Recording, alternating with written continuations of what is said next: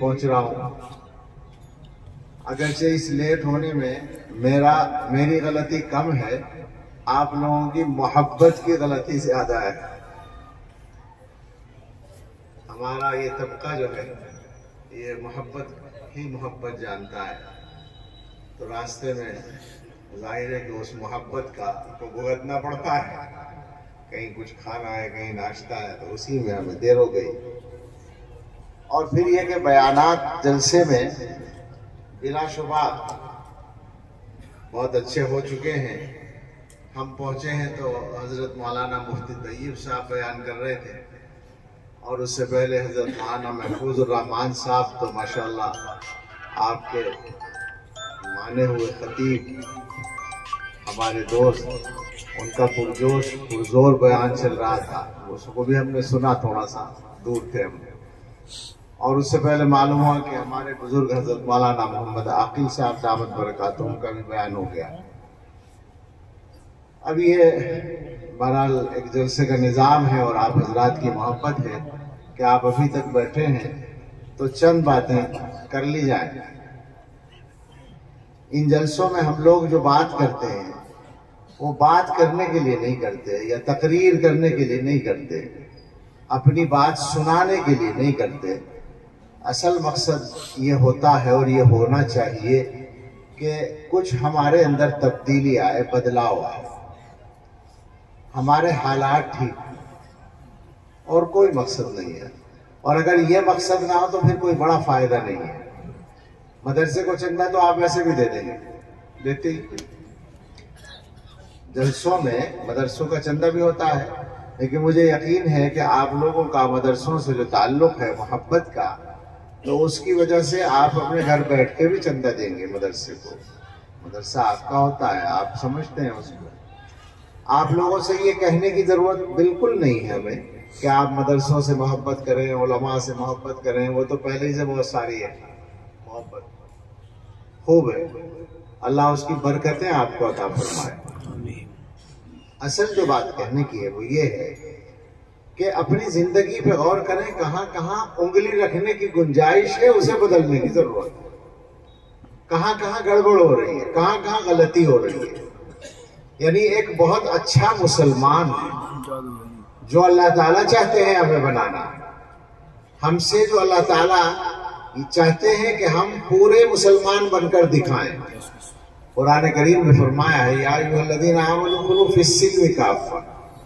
تو اس میں مضمون تو دوسرا بھی ہے، لیکن خاص طور سے یہ مضمون بھی ہے کہ اسلام میں پورے داخل ہو. یعنی مطلب یہ کہ اسلام کو پورے طور پر اپناؤ، بس نام کے لیے نہیں کہ ہم مسلمان ہیں مردم شماری میں، بلکہ اپنے کردار سے مسلمان بن کے دکھاؤ.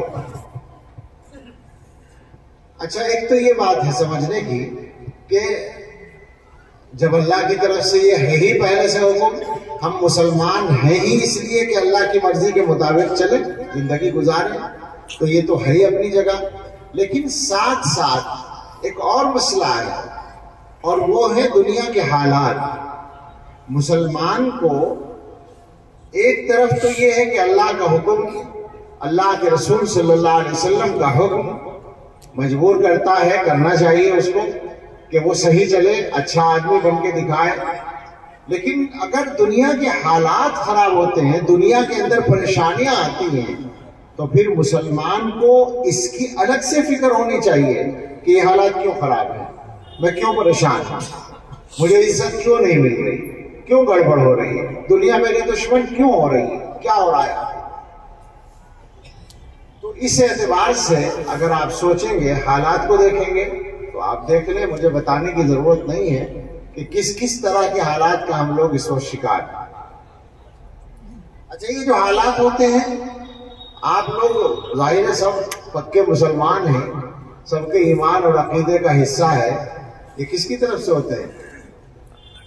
اللہ کی طرف سے ہوتے ہیں. بھائی دنیا میں جو کچھ بھی ہوتا ہے اللہ کی طرف، اللہ کے حکم سے ہوتا ہے، اللہ کے علم میں ہوتا ہے.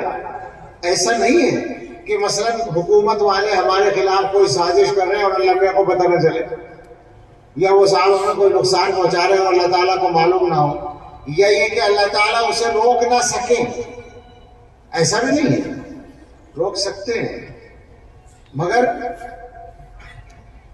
یہی سوچنے کی بات ہے اصل کہ جب اللہ تعالیٰ سب کچھ جانتے بھی اور سب کچھ روک بھی سکتے ہیں تو ہمارے ساتھ کیوں ہوتا ہے ایسا؟ بات کیا ہے کہ ہمیں اللہ تعالیٰ کو پہچاننے میں غلطی ہوتی ہے۔ ہم یہ سمجھتے ہیں کہ اللہ میاں ہماری مرضی کے تابع ہیں۔ ہم جو اللہ میاں سے دعا کرتے ہیں نا، تو بہت سے بھائیوں کو آپ نے دیکھا ہوگا یہ کہتے ہیں کہ جی ہماری تو اللہ میاں سنتا ہی نہیں، ہماری دعا تو قبول ہی نہیں ہوتی۔ تو اس کا مطلب یہ ہے کہ آپ اپنی دعا کو آرڈر سمجھتے ہیں، اللہ میاں کو آرڈر دے رہے ہیں کہ ایسا کر دو، اور وہ ان کی مرضی ذمہ داری ہے کہ وہ ضرور کریں۔ یہ غلط فہمی ہے، ایسا نہیں ہے۔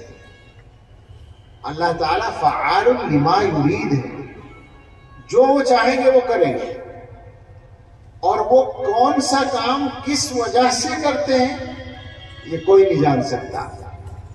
مسلمان ہونے کا مطلب یہ ہے کہ تم ان باتوں کو مان لو، عقل میں نہیں آئے تب بھی مان لو، ورنہ تو پھر تو آدمی صحیح بات یہ ہے کہ مسلمان ہی نہیں رہ سکتا۔ اگر اللہ تعالیٰ کی باتوں پر وہ اعتراض کرے تو مسلمان کہاں سے رہے گا؟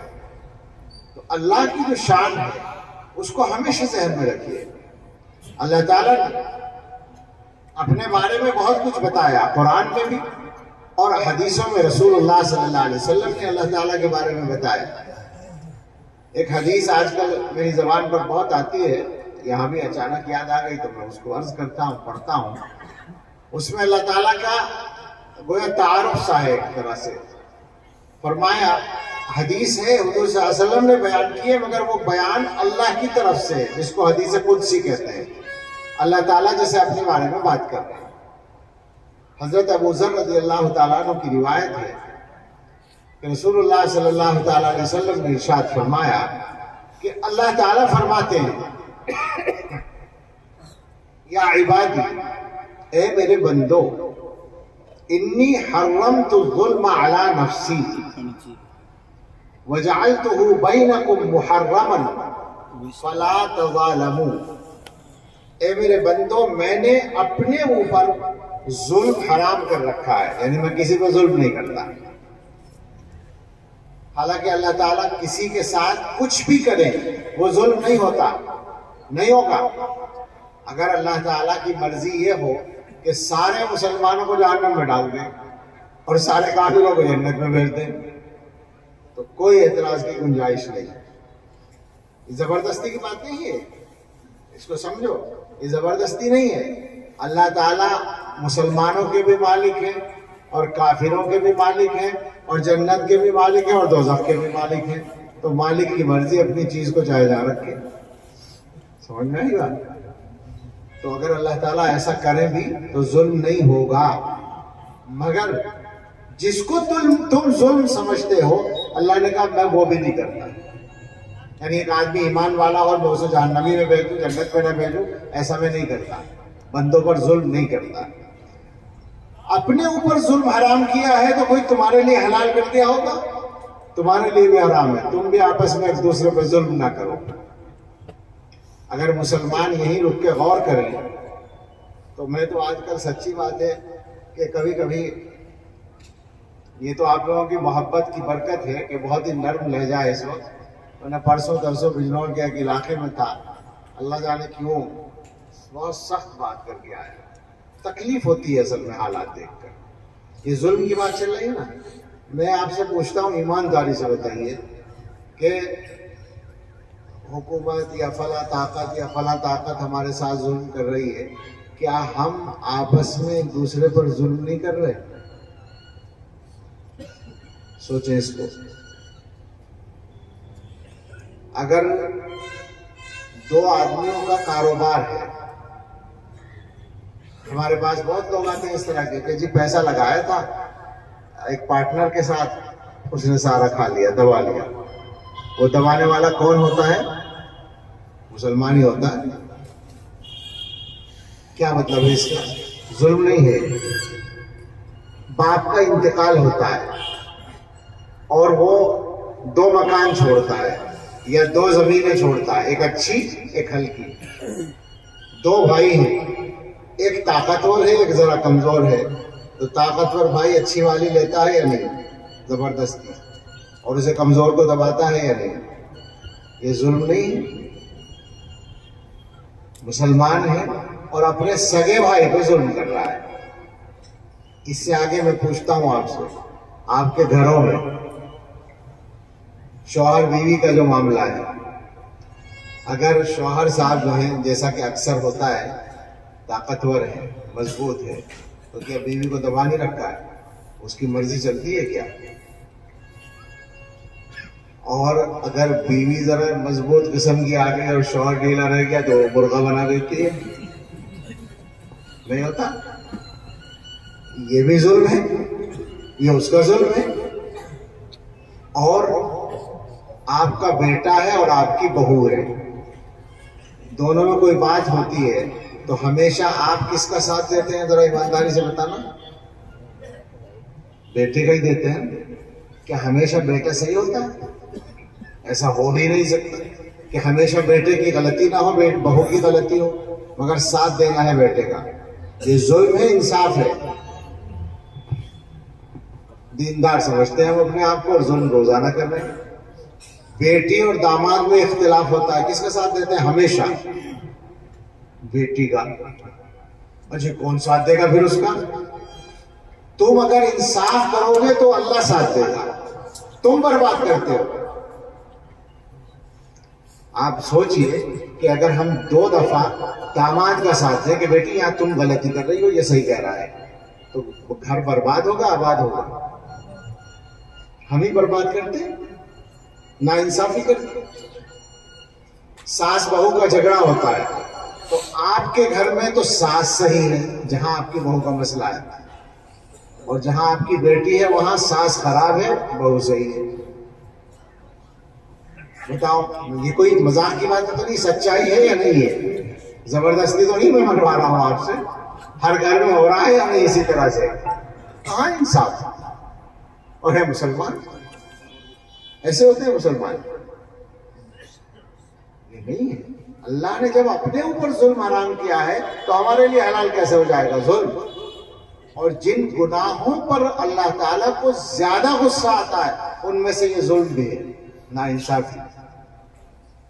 تو آپ سوچیں کہ جب ہم خود آپس میں یہ کام کر رہے ہیں تو دوسروں سے ہمیں اللہ تعالیٰ زبردستی انصاف دلوائیں گے؟ ہم گئے جیسا کر رہا ہے ویسا کرو، تم ادھر ستا رہے ہو تو میں ادھر سے لوگ ستائیں گے. سمجھے ان چیزوں کو. تو یہ ایک ٹکڑا تھا شروع میں کہ اے میرے بندو، میں نے اپنے اوپر ظلم حرام کر رکھا ہے اور تمہارے آپس میں بھی حرام کر رکھا ہے، تو آپس میں ایک دوسرے پہ ظلم نہ کرو. ہر چیز میں ہم لوگوں کا یہ معاملہ ہے. ایک آدمی سے دوستی ہے تو وہ بالکل ٹھیک ہے، بہت اچھا آدمی ہے. جہاں لڑائی ہوئی سارے عیب اس کے اندر آ گئے. کیا بات ہے؟ یہ 10 سال سے وہ اچھا تھا اچانک خراب ہو گیا، یہ کیا معیار ہے؟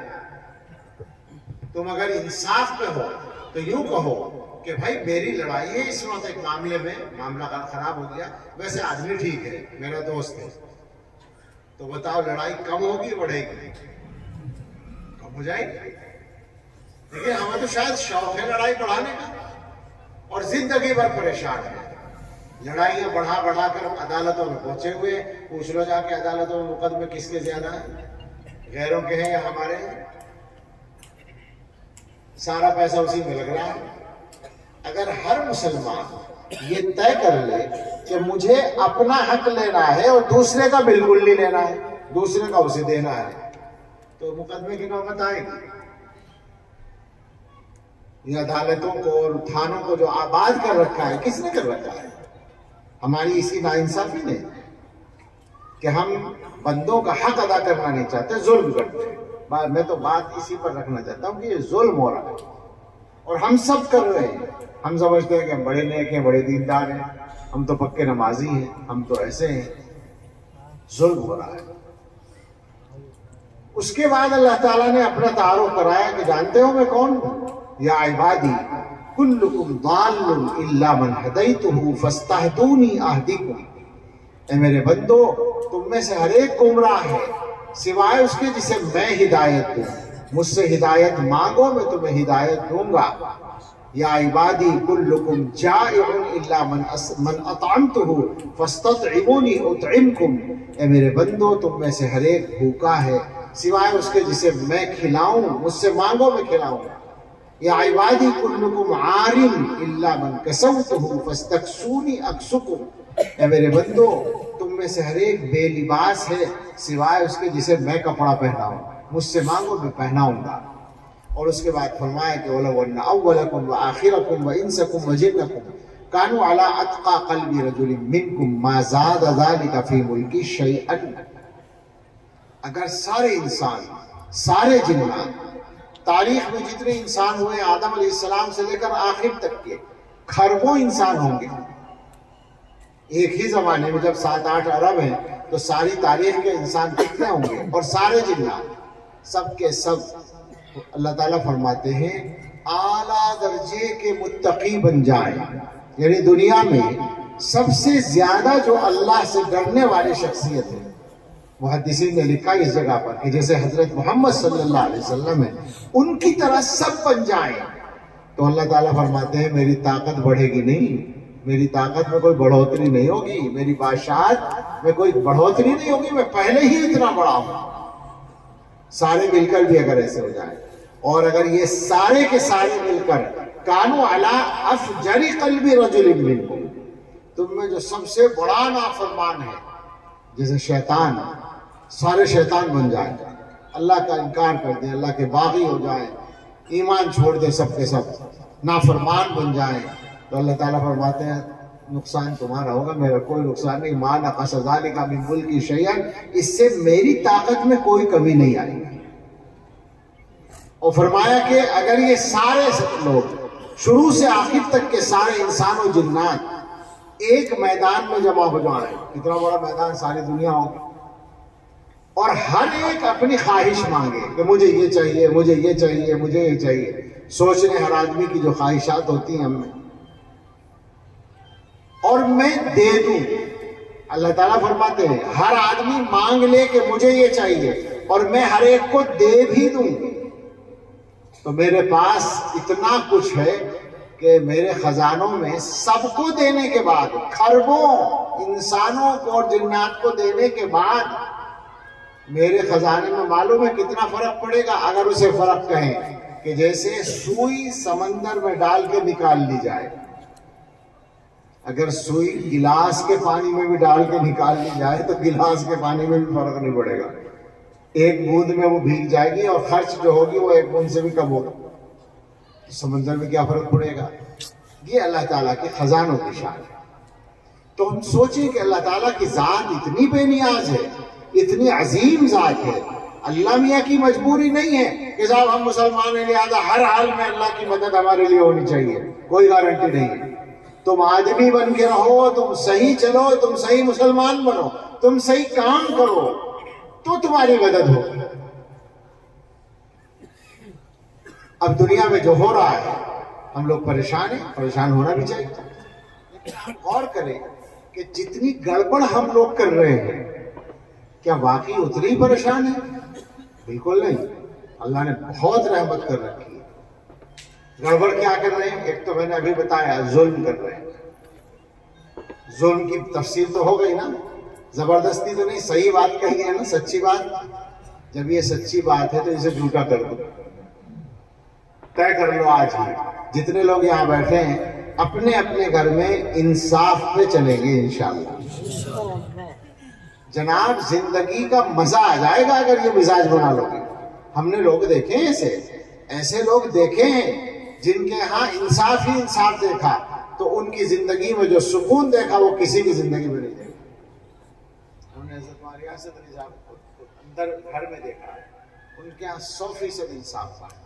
ہمیشہ جس کی غلطی ہے اس کی غلطی بتائیں گے, چاہے بیٹا ہو یا کوئی. تو انصاف کا ارادہ کر لیجیے گھروں میں, اور گھروں ہی میں نہیں سارے معاملات میں یہ طے کر لیں کہ کسی کا حق نہیں دبائیں گے, کسی کا حق اپنی طرف آنے نہیں دیں گے. اپنا لیں گے بس, اپنا مت چھوڑو. کوئی نہیں کہہ رہا ہے آپ اپنا چھوڑو, لیکن دوسرے کا ایک حبہ نہ لو، 1 انچ نہ لو. مصیبت ہے، کوئی فائدہ نہیں ہوگا، بے فکر رہو. تم اگر دوسرے کی زمین دبا بھی لو گے دنیا ہی میں برباد کرے گی، اور آخرت کا عذاب تو جھیلنے لائق ہی نہیں، پکی بات ہے. تو ایک تو ہم سب کو توبہ کرنی ہے ظلم سے انشاءاللہ. ایک دوسرا کام اور کریں. کروں بات آگے. ایک گزارش اور ہے، سودی قرضہ لینا چھوڑ دیں. پانی بنتا ہے،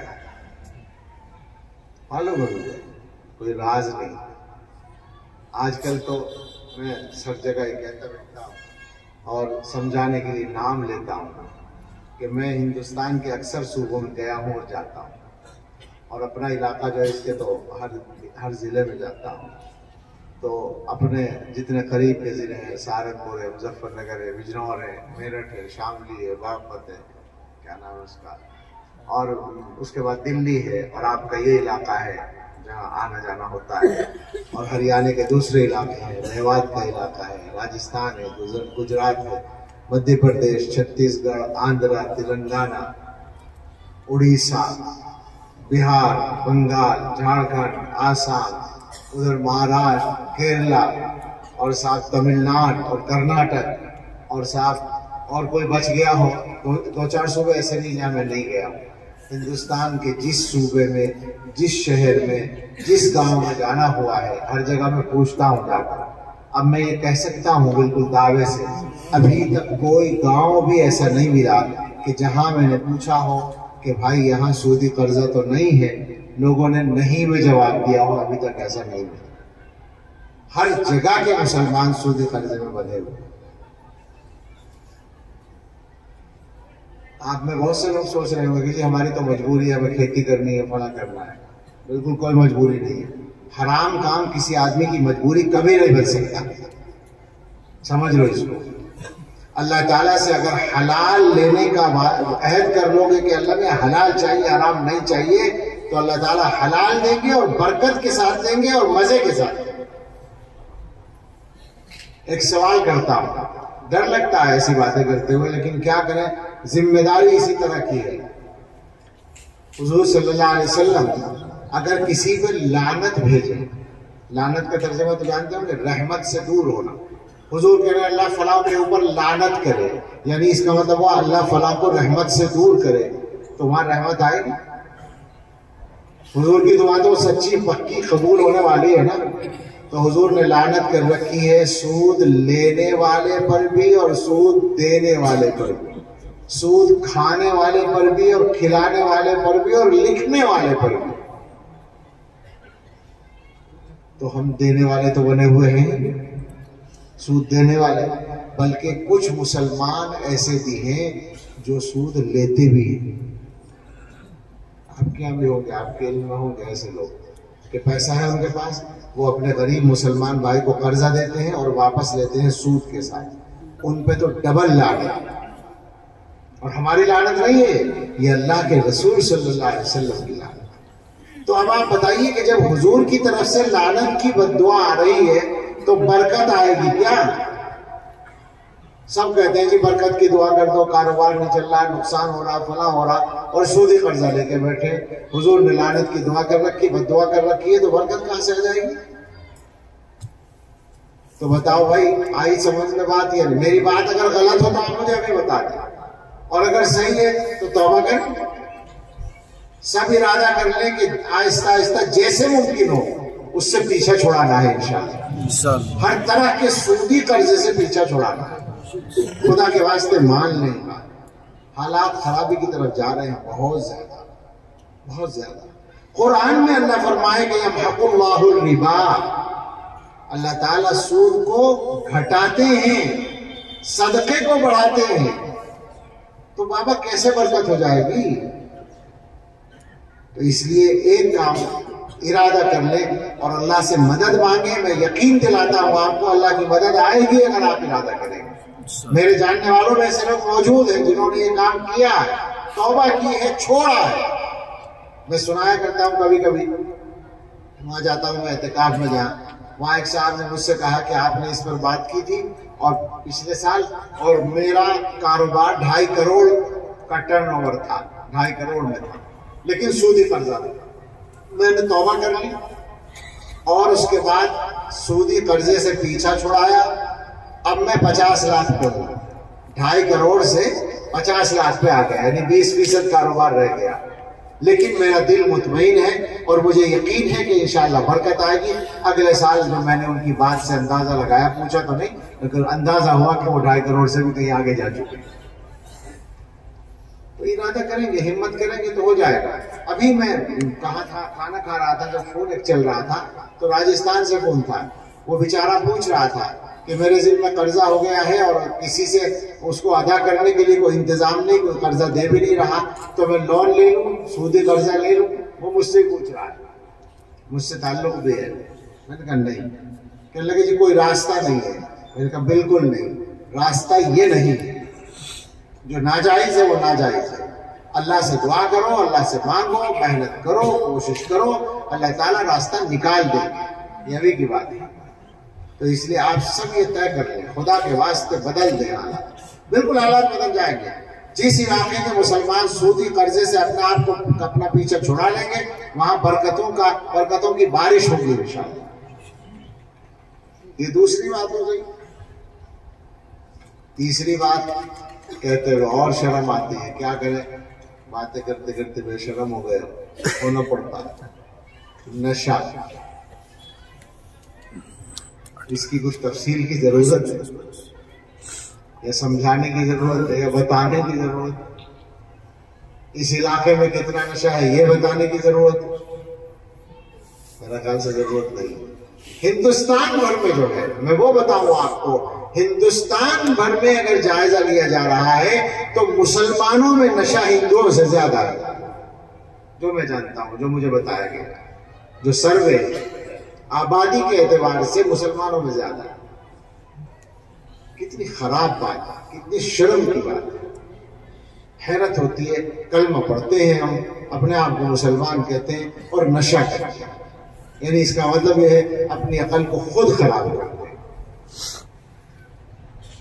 اللہ کے واسطے سب لوگ اس سے توبہ کریں، جتنے بھی کوئی جوان لڑکے یا جو بھی ہوں، اگر اس کی عادت پڑی ہوئی ہو تو خدا کے واسطے توبہ کر لیں، ورنہ مصیبت ہی مصیبت ہے۔ زندگی اجیرن ہے، اپنی زندگی بھی، اپنے ماں باپ کی بھی، اپنے گھر والوں کی بھی، اگر بیوی شادی شدہ ہے تو بیوی کی بھی، سب کی زندگی مصیبت ہے، اور نہ ہو سکتا ہے، اس سے پوری توبہ کریں۔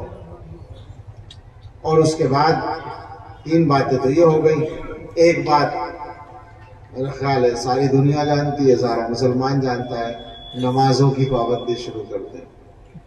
نمازوں کے سلسلے میں جو کوتاہی ہے اس کو معمولی نہ سمجھیں۔ میری سمجھ میں نہیں آتا، جس برائی کی عادت ہو جاتی ہے نا، اس کے بارے میں حس ختم ہو جاتی ہے۔ مسلمانوں کی اکثریت نماز نہیں پڑھتی تو مسلمان یہ سمجھتے ہیں کہ ایسے بھی کام چل سکتا ہے۔ میں پوچھتا ہوں کام چل کہاں رہا ہے تمہارا؟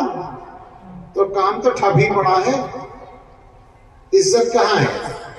آپ اس پہ غور کیجئے، کیا عزت ہے ہماری؟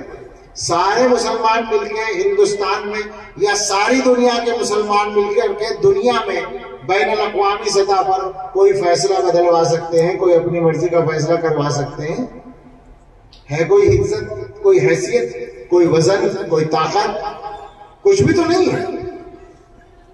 دنیا میں سبھی طرح کے لوگ جیتے ہیں، کھاتے ہیں، پیتے ہیں، ہم سمجھ رہے ہیں کہ ہم بھی کھا پی رہے ہیں، گھروں میں رہ رہے ہیں تو گویا ٹھیک چل رہا ہے کام۔ کوئی ٹھیک نہیں چل رہا ہے۔ دنیا میں ہم لوگ جس طرح کے جس موڑ پر پہنچے ہوئے ہیں وہ زوال کی انتہا ہو گئی ہے۔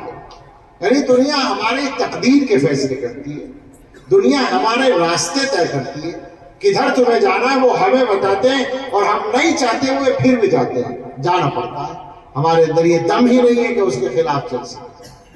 تو حالات بہت خراب ہیں، یہ مت سمجھے کہ کام چل رہا ہے۔ ہر آدمی یہ طے کر لے کہ آج کے بعد زندگی میں کوئی نماز انشاءاللہ نہیں چھوٹے گی۔ انشاءاللہ نماز کی برکتوں کا اندازہ نہیں ہے نماز۔ اور سچی بات یہ ہے کہ ہماری نمازوں کے سلسلے میں جو غفلت ہے، اس غفلت نے ہندوستان کے ماحول کو بدل دیا۔ لوگ تو یہ کہیں گے، اور ظاہری اسباب میں یہ بات بالکل ٹھیک ہے کہ بی جے پی نے یا RSS نے یا حکومت نے یہ ماحول بنا دیا کہ صاحب نمازوں میں رکاوٹ ڈالی جا رہی ہے، لیکن میں اس طرح نہیں سوچتا. میرا خیال یہ ہے کہ ہمیں ہماری غلطی کی سزا مل رہی ہے. اللہ تعالیٰ نے ہمیں ہر جگہ نماز پڑھنے کی آسانی دی تھی. گھروں کی آسانی تو اب بھی باقی ہے، گھروں میں پڑھ لو. مسجدوں کی آسانی تو اب بھی باقی ہے، مسجدوں میں پڑھ لو. اللہ نے آسانی ایسی دی تھی کہ دنیا میں کوئی جگہ نہیں تھی جہاں ہم نماز نہ پڑھ سکیں. اسی ہندوستان میں، اسی ہندوؤں کے ماحول میں ہم نے ہندو بھائیوں کے بیچ میں کھڑے ہو کر نمازیں پڑھی ہیں، اور انہوں نے زیادہ خوشی کے ساتھ جگہ دی ہے نماز پڑھنے کے لیے. بار بار علماء سے پوچھے، جو لوگ سفر کرتے ہیں اور انہوں نے تجربے کیے ان سب کو پتا ہے. میں نے خود ٹرین میں لوگوں کی صفوں کے بیچ میں، بھیڑ میں ہر جگہ نمازیں پڑھی ہیں. بس اڈوں پہ نمازیں پڑھی ہیں، بس کے اندر نماز پڑھی ہے. ہندوؤں کی بس میں، ہندو زیادہ سواریاں ہیں اس میں، ایسی بس میں. ہوائی جہاز کے اندر نمازیں پڑھی ہیں، ہوائی جہاز کے دروازے کے پاس نماز پڑھی ہے. بورڈنگ جہاں ہوتی ہے، بورڈنگ کے گیٹ کے پاس نماز پڑھی ہے. ہر جگہ نماز پڑھی ہے، آسانی کے ساتھ پڑھی ہے. لیکن اب حالات بدل گئے. خود میرے ساتھ یہ ہوا، اسی ہفتے میں ہوا. بیلگام کے ایئرپورٹ پر تھا، کرناٹک میں. مغرب کا وقت تھا، چھوٹا سا ایئرپورٹ ہے وہ. میں نے ایک طرف مسلح بچھا کے نیت باندھ دی. میرے ساتھ میں ایک آدمی تھا، پولیس والا آ کر اس سے جھگڑنے لگا کہ ان کو روکیے، فوراً روکیے، بالکل قانون کے خلاف ہے، یہاں نماز نہیں پڑھ سکتے. اور میں چاہا جلدی سے پوری کروں، مگر اس نے بہت زیادہ وہ کیا اس آدمی میرے ساتھ والے سے، تو میں نے نیت توڑی. میں نیت توڑنے پر مجبور ہوا. میں نے اس سے ناگواری کا اظہار کر دیا، لیکن یہ واقعہ ہے کہ وہ مجبور تھا، وہ تو پابند ہے. اس نے مجھ سے کہا کہ نہیں، اجازت نہیں، آپ سپریم کورٹ کا آرڈر آ چکا ہے، پڑھ لیجیے آپ اس آرڈر کو. تو میں نے کہا کہ مجھے تفصیل بتانے کی ضرورت نہیں ہے، میں نے نماز توڑی ہے جو ہمارے یہاں سب سے بڑا گناہ ہے نماز کا توڑنا، لیکن تمہاری مجبوری میں توڑی ہے چونکہ تمہاری ڈیوٹی کا مسئلہ تھا. اب خاموش رہو. لیکن ہو گیا، حالات بدلے ہوئے. کس کی غلطی ہے؟ جو کچھ ہوتا ہے، میں نے شروع میں کہا تھا، جو کچھ ہوتا ہے اللہ میاں کے حکم سے ہوتا ہے، اللہ کے علم میں ہوتا ہے. کیوں ہو رہا ہے ایسا؟ تم نے اپنی مسجدوں میں نمازیں نہ پڑھ کے دی، تم نے اپنے گھروں میں نمازیں نہ پڑھ کے دی، تو ہم تمہیں کیوں آسانی دیں ہوائی جہازوں میں اور ایئرپورٹ پہ اور ٹرینوں میں نماز پڑھنے میں؟ اللہ میاں کو ضرورت نہیں ہے ہمارے نمازوں کی، اللہ کی ذات بے نیاز ہے. تو بدلے، اس ماحول کو بدلے. سارے مسلمان اگر توبہ کر لیں اور مسلمانوں کی اکثریت نماز پر آ جائے، میں یقین سے کہتا ہوں سارے مسائل آسانی کے ساتھ حل ہو جائیں. اور آخر میں یہ کہہ دوں کہ آگے ایمان کے مسئلے آ رہے ہیں، ایمان کے لیے خطرے آ رہے ہیں. مسلمان ہیں ہم سب، اور کوئی بھی مسلمان جو ہے اس کے لیے سب سے بڑی مصیبت اگر کوئی ہو سکتی ہے وہ یہ ہو سکتی ہے کہ اس کے ایمان کے لیے کوئی خطرہ کھڑا ہو.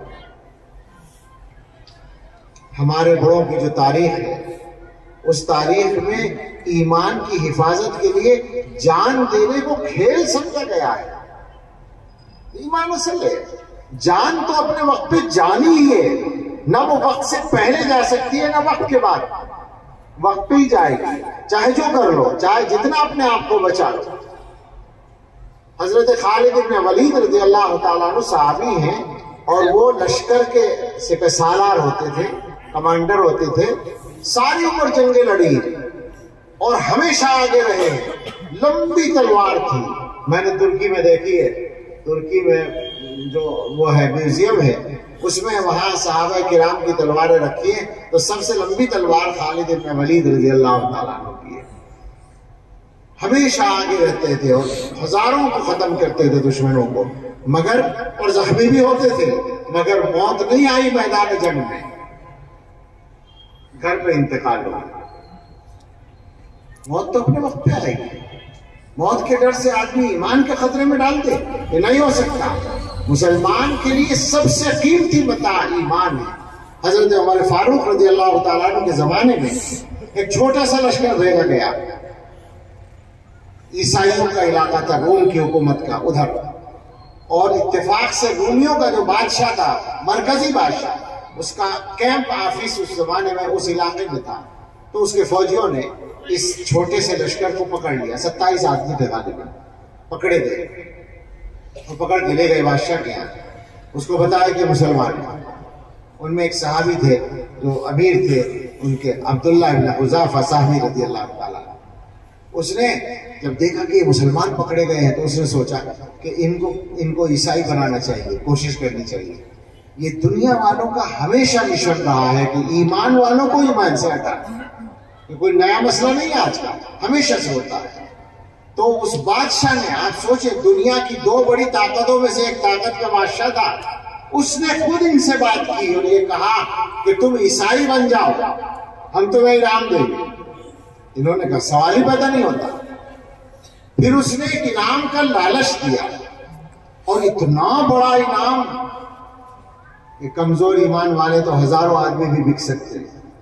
اس نے کہا تم عیسائی بن جاؤ، تم جو ہو ان کے سردار، ان سے کہا حضرت عبداللہ ابن حذافہ سے، تم سے میں اپنی بیٹی کا نکاح کر دوں گا۔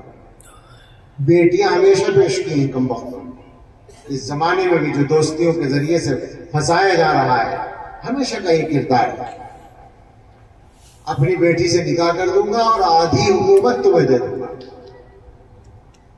جب داماد بن جائے گا تو آدھی حکومت دینے میں کوئی پریشانی نہیں۔ یہ اس نے وعدہ کیا۔ حضرت نے فرمایا کہ نہیں، کچھ نہیں چاہیے، ایمان کے بدلے میں کچھ نہیں چاہیے۔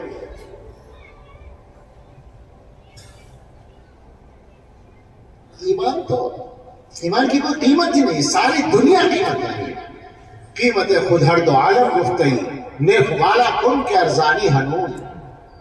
عارضی کا غیر آ گیا، تو نے اپنی قیمت دو عالم کو بتایا ہے اور قیمت بڑھا، یہ سستے قیمت ہے۔ ایمان کی قیمت پوری دنیا بھی نہیں ہے، اس لیے کہ دنیا مل گئی آپ کو، ساری دنیا مل گئی، 100 سال سے پہلے مر جاؤ گے یا بعد میں مر جائے گی، مرنا تو ہے ہی، دنیا پھر چھوٹ جائے گی، اور ایمان چلا گیا ہمیشہ کے لیے جاننا فائدہ۔ ایمان کا کوئی مول نہیں۔ حضرت عبداللہ نے انکار کر دیا، اسے اب توہین محسوس ہوئی کہ میں نے تو بیٹی بھی پیش کر دی اور اس نے پھر بھی انکار کر دیا۔ اس نے کہا ان سب کو سزا دیں گے، تیل پکاؤ۔ تیل پکوایا بڑے سے کڑھاؤ میں، اور جب وہ کھولنے لگا، ابلنے لگا، تو ان کے ساتھیوں میں سے ایک ساتھی کو اس کے اندر ڈال دیا پکڑ، فوراً شہید ہو گئے، جل گئے۔ کہا کہ اب تم سب کو اسی طرح جلائیں گے۔ ان کا ٹھیک ہے، کوئی بات نہیں، کوئی نہیں ڈرا۔ کہنے لگا اچھا آپ پہلے اسی کو لے جاؤ جو ان کا سردار ہے، اس کو سب سے پہلے ڈالو۔ لے گئے، راستے میں دور رکھا ہوگا نا، وہ راستے میں دیکھا کہ وہ رو رہے، ان کی آنکھوں میں آنسو ہیں، تو انہوں نے سمجھا کہ شاید اب ڈر گیا ہے اور ہو سکتا ہے اب مان جائے، تو واپس لے گئے۔ بادشاہ سے کہا کہ یہ رو رہا ہے، تو اس نے کہا کہ شاید اب تم ہماری بات ماننے کے لیے تیار ہو اگر تو بتاؤ، اب بھی معاف کر دیں گے۔ کہنے لگے کیا مطلب؟ اچھا میرے آنسوؤں سے دھوکا ہوا ہوگا، ٹھیک ہے۔ فرمایا کہ میرے رونے کی وجہ یہ نہیں ہے کہ تمہاری اس سے ڈر رہا ہوں میں کہ اس میں مجھے جلا دیا جائے گا، رونا تو یوں سوچ کے آ رہا ہے کہ آج ایمان پر جان قربان کرنے کا موقع مل رہا ہے، تمنا ہی آ رہی ہے کہ کاش میرے ہر بال کے بدلے ایک جان ہوتی اور میں اسے قربان کرتا۔ ایمان پر یہ قیمت ہے ایمان کی۔ مسلمان کے لیے ایمان سے بڑی کوئی چیز ہو ہی نہیں سکتی۔ مسلمان اگر اپنے ایمان کے لیے پورا علاقہ اپنی جان دے رہے ایمان بچانے کے لیے تو سستا سودا ہے، کوئی پریشانی کی بات نہیں، کوئی ڈرنے کی بات نہیں۔ جان کچھ بھی نہیں ایمان کے سامنے۔ اور پیسہ اور دنیا کا لالچ کیا مطلب ہے اس کا؟ یا کوئی دباؤ؟ نہیں، بالکل نہیں۔ ایمان ہماری سب سے قیمتی چیز ہے، اور مسلمانوں نے ایمان کی حفاظت ہمیشہ ہر قربانی دے کر کی ہے۔ صرف ایمان ہی نہیں، اعمال کی حفاظت کی ہے۔ ابھی نماز کی بات میں کر رہا تھا، وہ یاد آیا، مولانا حضرت مولانا تقی عثمانی صاحب دامت برکاتہم نے لکھا ہے کہ افریقہ کے ایک ملک میں انہوں نے ایک مسجد دیکھی، اس کی تاریخ دیکھی، کہ وہاں پر 250-300 سال پہلے جو وہاں کے حاکم تھے انگریز، انہوں نے کسی علاقے کے مسلمانوں کو وہ پکڑ کے لے گئے، 400-500 شاید تھے وہ لوگ، اور ان کو غلام بنا لیا اور ان پر ظلم کیا. اور ظلم یہ کر رکھا تھا کہ ایک دیوار بنا دی تھی، 4 دیواری کیمپ بنا دیا تھا ان کے لیے، اور اسی میں ان کو رکھتے تھے رات کو، اور صبح سے شام تک اپنے کھیتوں میں کام کراتے تھے، اور ایک وقت ان کو 2 وقت کھانا مل جاتا تھا، اور کوئی کام کرنے کی اجازت نہیں تھی. شام کو اس میں لا کر بند کر دیا جاتا تھا، تالا لگاتے تھے، پہرے دار رہتا تھا، کہیں نہیں جا سکتے تھے، کوئی مطالبہ نہیں کر سکتے تھے. لیکن وہ اللہ کے بندے اپنے ایمان کی حفاظت کے لیے، اپنی نماز کی حفاظت کے لیے یہ کرتے تھے کہ صبح سے شام تک کھیتوں میں کام کر کے تھکے ہوئے آئے اور آ کر کھانا کھایا، کھانا کھا کے بھی فوراً نہیں سوتے تھے، انتظار کرتے تھے کہ وہ پہرے دار جو ہے وہ سو جائے، اور جب وہ سو جاتا تھا تو چپ کے نکلتے تھے دیوار سے یا کسی طرح سے، اور قریب میں ایک پہاڑی پر ایک جگہ بنا لی تھی، وہاں جا کے صبح سے شام تک کی 5 نمازیں پڑھا کرتے. اجازت نہیں تھی ان کو، چپکے سے پڑھتے تھے. کئی سال اس طرح گزرے، اور اس کے بعد کسی دشمن نے حملہ کیا اس ملک پر، تو ان حاکموں نے ان سے کہا، ان مسلمانوں سے، کہ تم ہماری طرف سے لڑو تو ہم تمہیں انعام دیں گے. تو ان کا ٹھیک ہے، ہم تو تمہارے تابع ہیں، تمہاری طرف سے لڑیں گے، لیکن ہماری ایک شرط ہے. کیا شرط ہے؟ کہ اگر تم جیت گئے تو ہمیں ایک مسجد بنانے کی اجازت دے دیں. اور کچھ نہیں مانگا، صرف مسجد کی اجازت.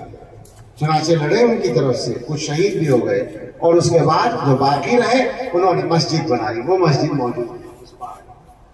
تو آپ اندازہ کریں ہمیں اللہ تعالیٰ نے کتنی آسانیاں دے رکھی ہیں، ہم ان آسانیوں کی قدر نہیں کرتے.